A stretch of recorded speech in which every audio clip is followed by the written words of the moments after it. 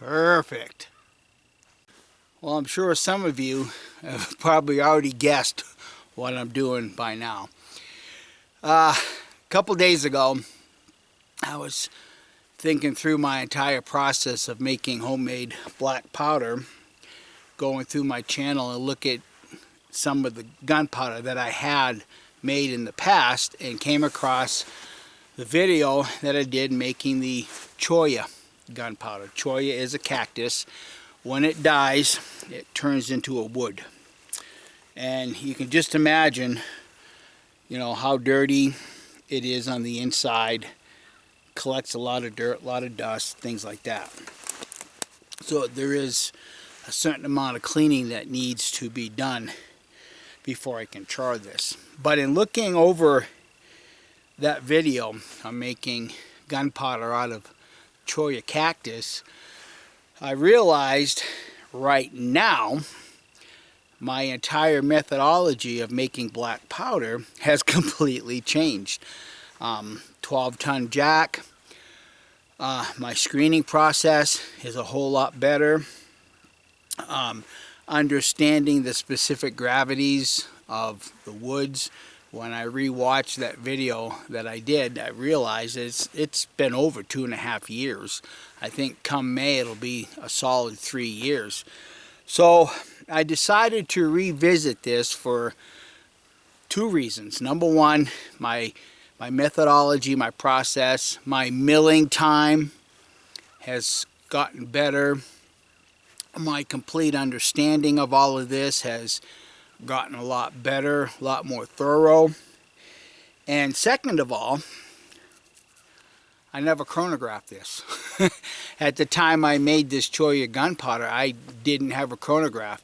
I did some shooting with it and I got really, really good tight groups, but having followed someone else's reasoning ability on determining whether your gunpowder is clean or dirty, I've gotten away from putting a wet patch down my barrel after 3-4 shots and saying, yep, look how dirty this is. I don't do that no more. So I want to give Cholla cactus another go round. And that's what I'm out here doing this cold December morning. And plus I'm having an opportunity to, walk the back 12 acres and kind of double check things here. So anyhow, I'm going to get this cut up, cleaned up, put in the char can, get it charred up, and then the next scene, you'll see me putting these back into the glass jars and comparing the specific gravities of this. When I did it the first time, I wasn't even aware of what Swiss was doing with their buckthorn alder, seasoning it for 3 years, getting that moisture content brought down, and basically acclimating the wood. So that'll be the next scene. I'll be putting this in a glass jar and comparing what the specific gravity is and see if we can't determine just about where it lays.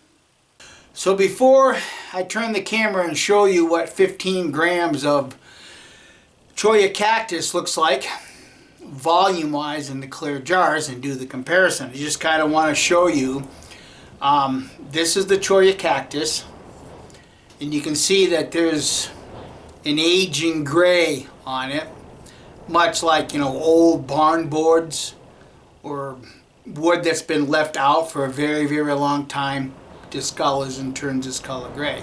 Well, I did take the time to sand off most of it. Okay. Obviously, inside the little slots here, it's still in there. Whether that harms the charcoal or not, at this point, I don't know. And I did cut out all of the knots. But I discovered something interesting doing this. I did not know it, and I don't know if the camera can pick it up or not, but Cholla cactus actually has growth rings in it. Yeah, I was really, really surprised to see that. I don't know how well the camera can pick it up and focus on it, but the growth rings are there. I did not know that.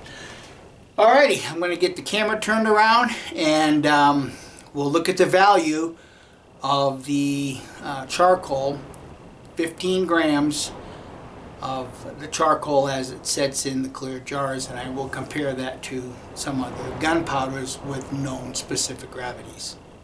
Okay, the jar on the far left is willow, 0.39. That's what 15 grams represents in this jar.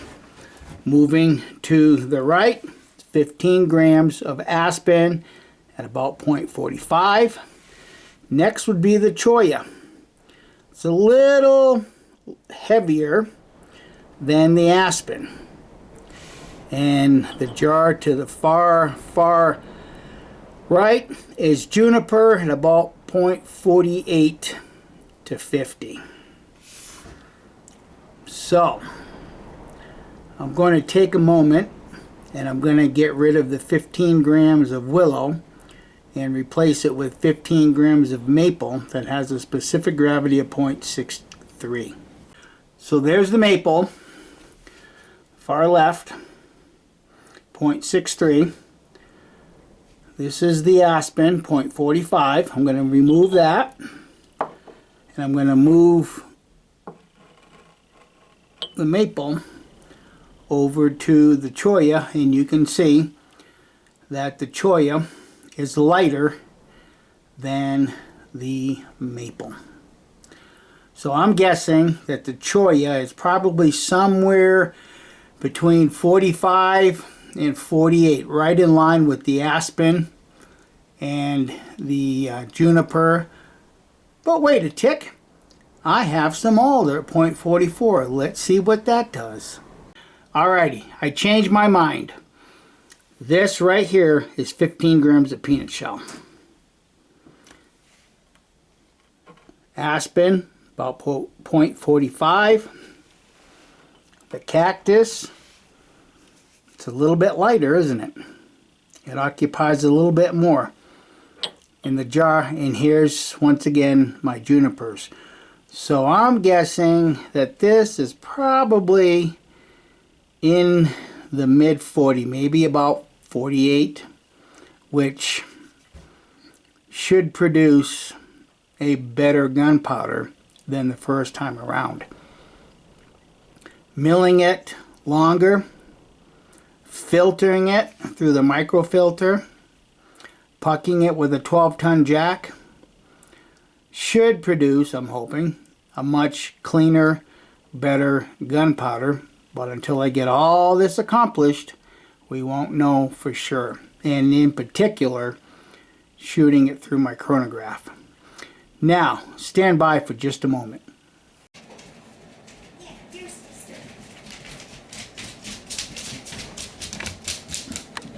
It's okay, Abby.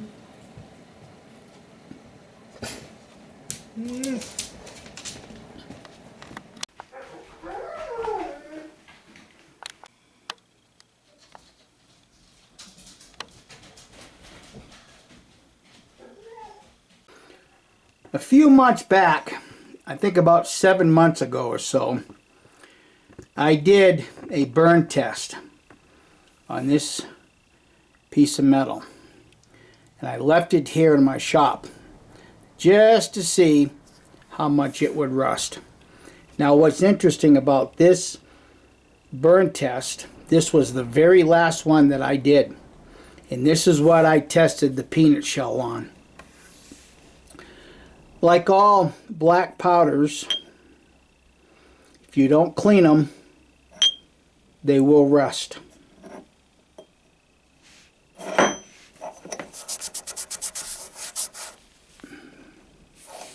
Yep, even rubbing it, you can see that rust is still on there.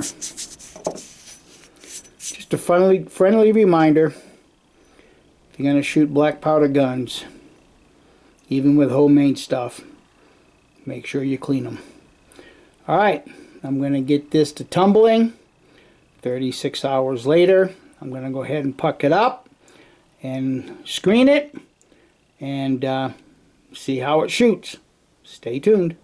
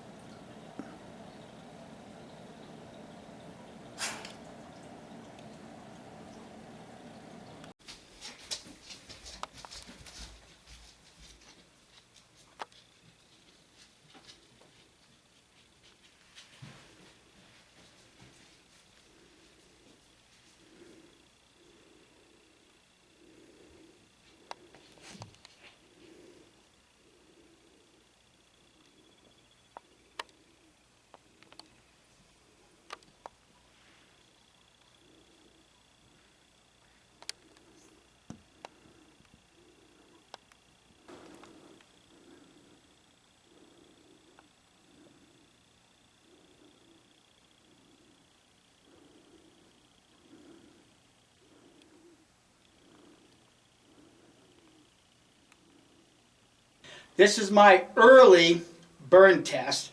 What I have on the block is those little thin pieces that get wedged between the pucking die and the piston. These have not been dried. This is just as I'm finished the pucking process. So let's see what it does. As an early test. It went up pretty damn quick. Let's take a look at the block. Well, there's a close-up of the block. Normally the KN03 is very, very minute, but I would dare say it's still dirty burning. That's not as clean as some of the other stuff that I've produced. But once again, oh yeah, that's going to be dirty. That's going to be dirty. I can predict that right now. But unlike the first time I made this gunpowder using the Cholla cactus, I never got any velocities with it. So I don't know what it will do through a chronograph. Stay tuned.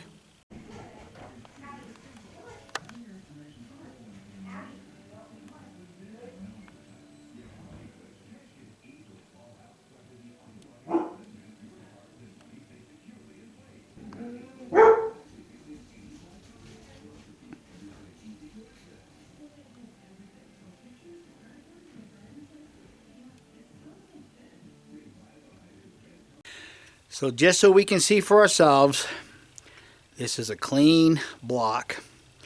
And I'm doing this specifically because the first burn test showed that Cholla was still very dirty. But now that I have it pucked and grained in size and corned, whatever you want to call it, let's see if it just burns a little cleaner. I kind of doubt it, but inquiring minds really want to know. Standard 30 grains Cholla cactus gunpowder. As you can tell, it went up pretty quick. And you could probably look at the camera right now and see that it's gonna be dirty. But let me pull it out to the sun so we can get a bird's eye view of it. This little piece right here is from the match. Typical. It's very, very minute with the KN03. Get you guys a good look at that. Rub it with my finger. Dirtier than most at this point. Let me rub that off. See what's on it. I'll lick it. Rub it again. You can see how much more dirtier it is.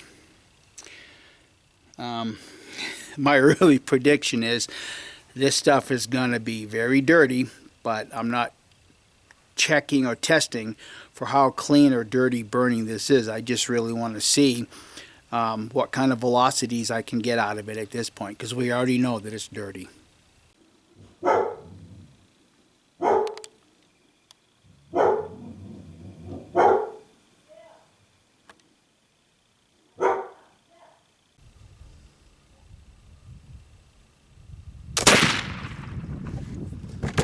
$17.41.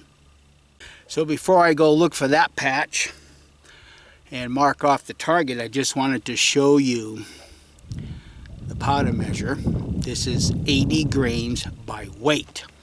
Now this Cholla cactus, it's a blend. It's my typical blend, 2,3F with some really small fines in it, and that's what I'm using in the flash pan right now. But if you can pick it up, you can see 80 grains by weight. It's just a hair above the 80 grain by volume mark. Alright, see if I can't find that patch. Well, there's the first patch. At this point, I'd say that's no dirtier than anything else, but that's going down a clean barrel. Alright, I'll get reloaded, get you another number. I'll see if I can't find the second patch.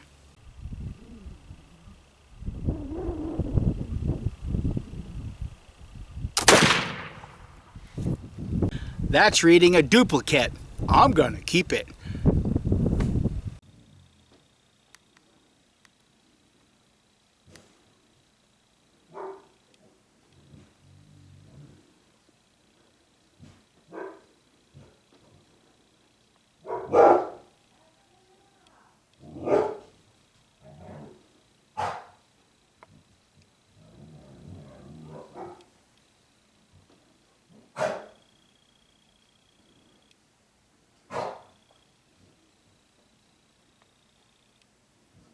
Well, there's that second patch.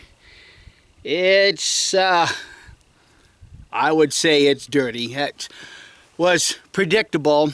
You know, knowing what I did in the past regarding Cholla, once again, I never got any chronograph readings.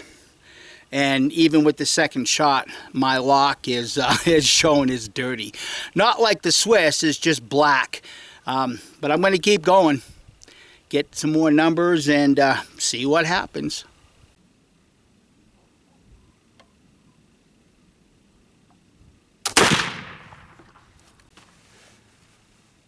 $16.95. Well, there's that third patch. As predicted, it's dirty, but I got a really good group going. Hopefully I won't jinx it. So I'm going to get ready and get that next shot downrange.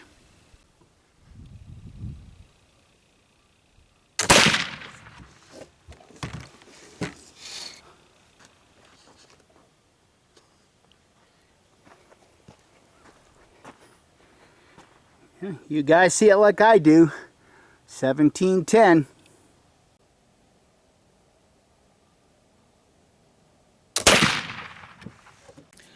$17.21. Well, there's that fifth patch. It's really no dirtier than the second, third. I couldn't find the fourth, but it seems to shoot pretty good. I'm using that Cholla from the flash pan, so it goes off pretty quick. I got a good group going, but I am going to get you one more number just because of that second shot being a duplicate.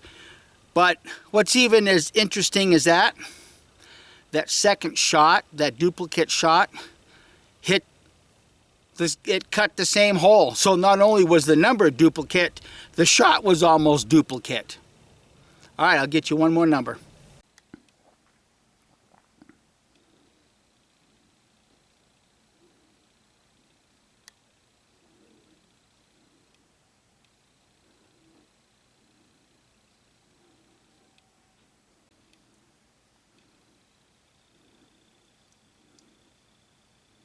So I will tell you, on the sixth loading, pushing that fouling down, I've had no loading problems or issues except for this one. You know, typically when your gun barrel starts getting real dirty and you're trying to seat that ball, you'll come to a spot close to the bottom where it stops. Don't assume that that ball is sitting on that powder charge. In this case, because of my experience, I know that this is that patch pushing that fouling, and it just builds up and it just creates a sudden stop. So you have to kind of get down through that. And that's why, just to beat a dead horse, that's why when I load my rifles, I make sure that bounces up. That tells me I am firmly seated on that powder charge. All right, get this downrange.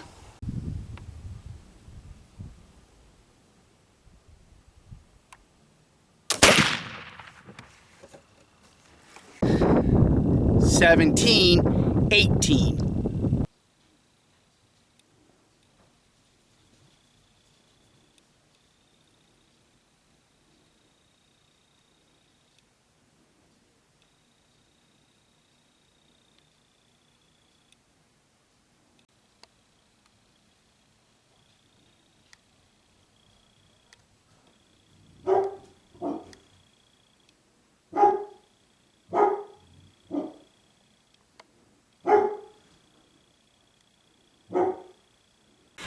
Okay, before I get into the conclusion of this, hopefully you might be able to see where that measuring mark is, just above the 8.